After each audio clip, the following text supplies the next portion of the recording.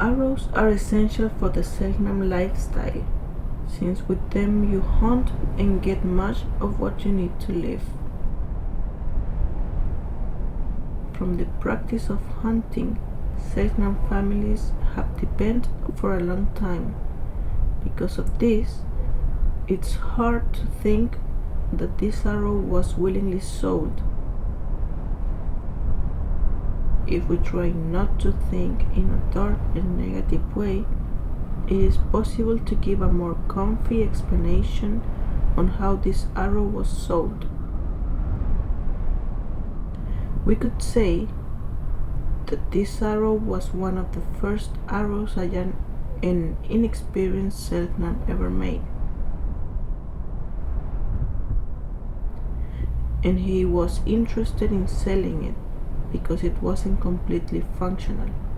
Therefore, he couldn't have used it in real hunts. Some of the arrows stored here have huge imperfections.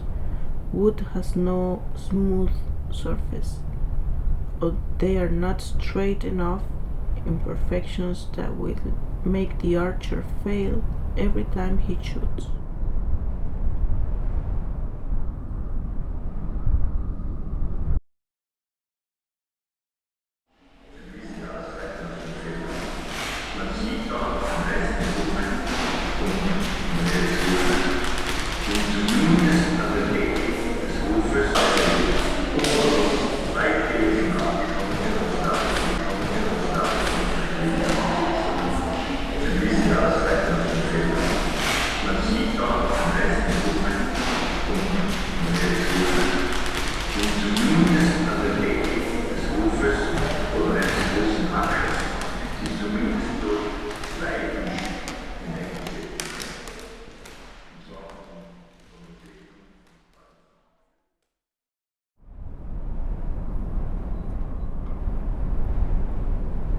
This is a daily use object, used to gather berries, green leaves, mushrooms, fishes, and shellfishes. Women of the family are in charge of weaving the baskets, although the men also have to learn how to weave, even if they don't practice this knowledge daily. For making baskets, until today, it is used reed, which comes from humid areas, near rivers and on peatland surfaces. The technique to collect the reed is extremely respectful.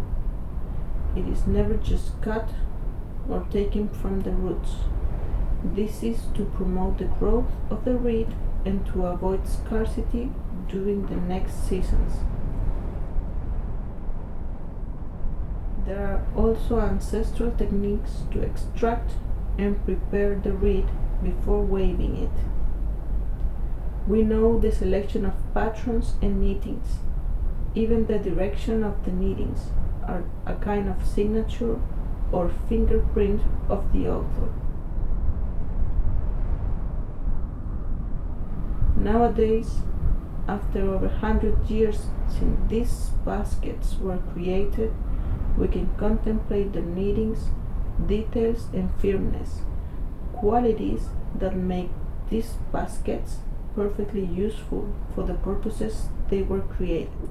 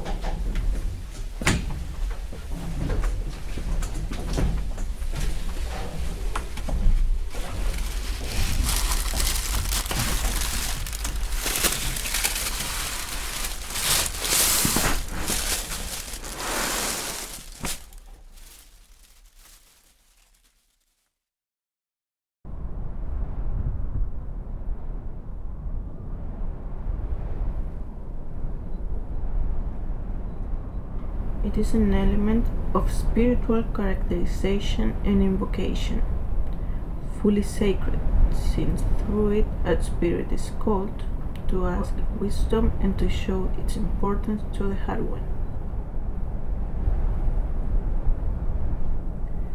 This mask was not created under the same circumstances as other masks of the old days. To highlight this point, this mask did not serve its purpose before it was sold. An object of this cultural and spiritual value should have never left Tierra del Fuego. This is why the proudness of sending it back to the island, where it will be able to observe the forest, the sea, and the mountains, and re-encounter with its place of origin, and will rest from being exposed in a showcase.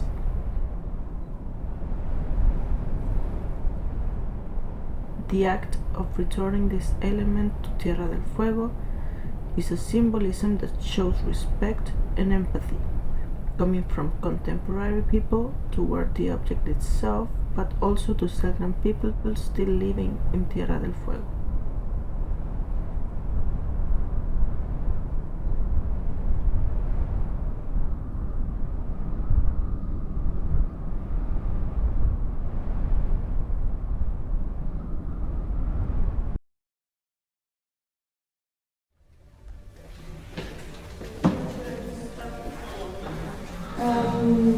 Continue walking with us until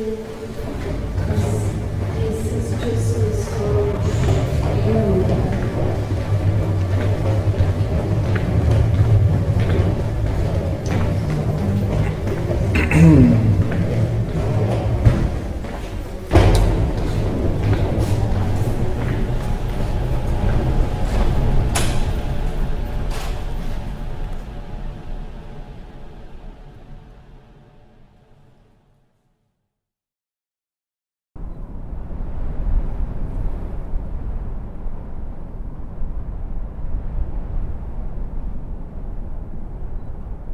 It is a toy that fulfills basic functions the same way some modern toys do. They prepare us for some tasks and responsibilities we will have when we grow up.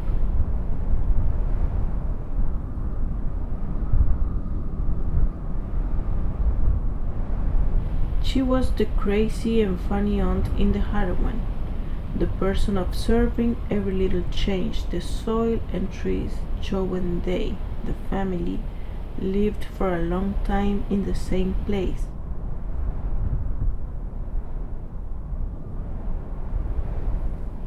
Therefore, the person in charge of remembering the family when it was time to look for another place to spend the next season. It is important to insist that she was crazy and funny though. Her hair was brushed in what we call now Magellanicus style.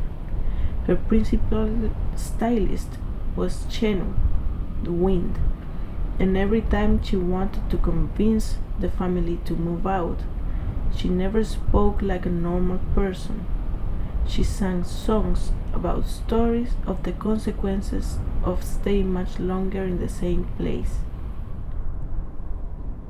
She was crazy, but everybody heard her.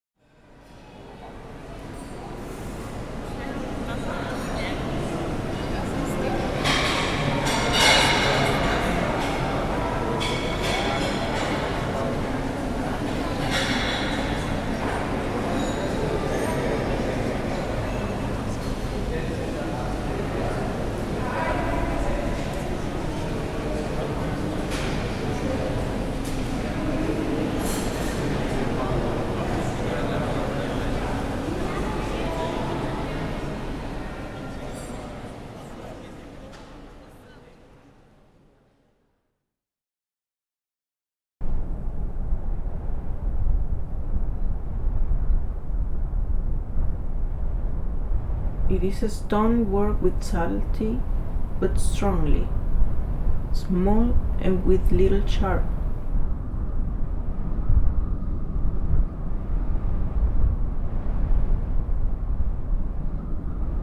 It inspired us to think it was made for small purposes, maybe to scratch little portions of fat remaining on leather just before it was turned into cloth.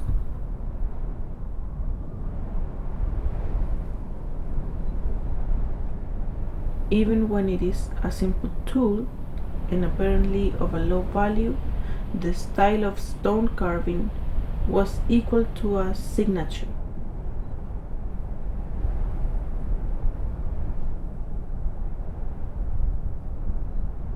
So within a family, everyone knew how to identify the owner of a carved object.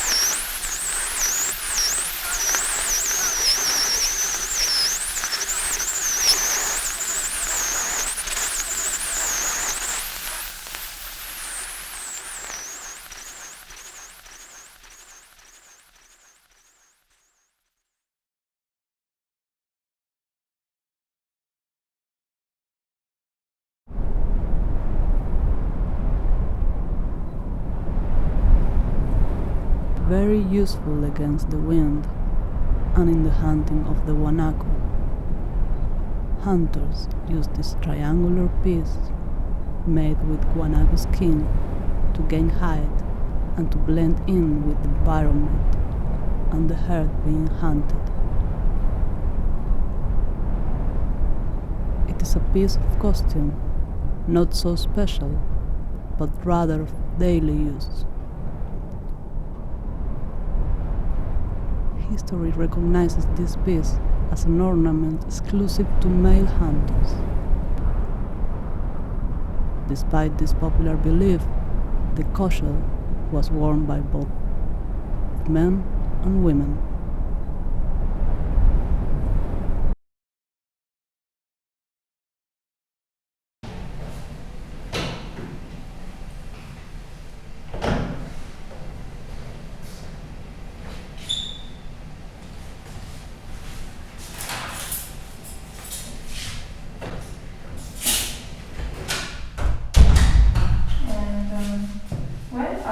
mind further process this object?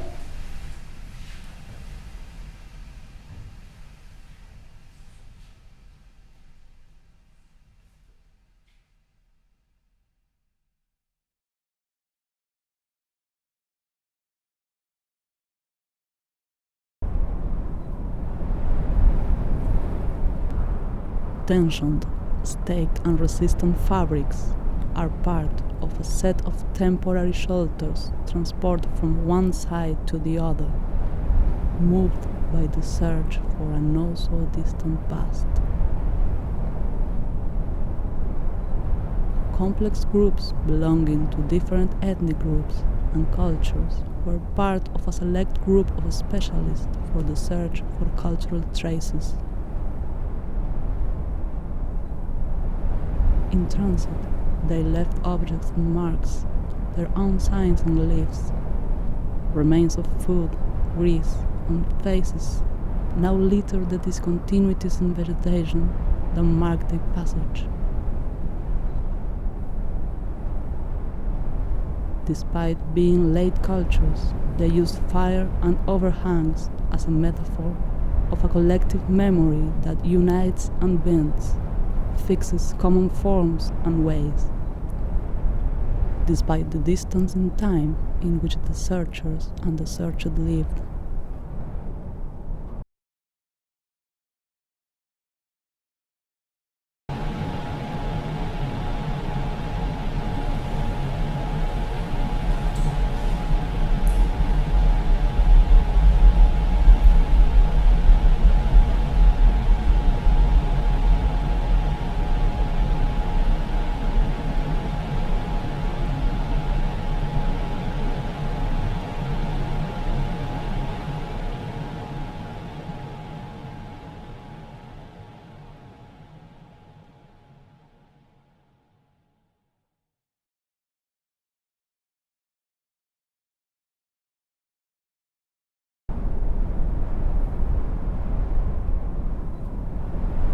An overhang is a cavity embedded on the side of a rocky slope, distinguished from a cave by being wider than it is deep. This space is delimited by the drip line that marks the point from which the vegetation grows outwards, the interior dry side being the most propitious for the rest of humans and non-humans. Its luminosity favors rest, the organization of utensils, the making of tools and ideas. It is a place of passage, which frequently stops travelers, space and time, a pause in motion. The place is not capable of possessing or being possessed. It is a mostly solitary witness of encounter, dialogue and shelter. Then the march continues and time resumes its route.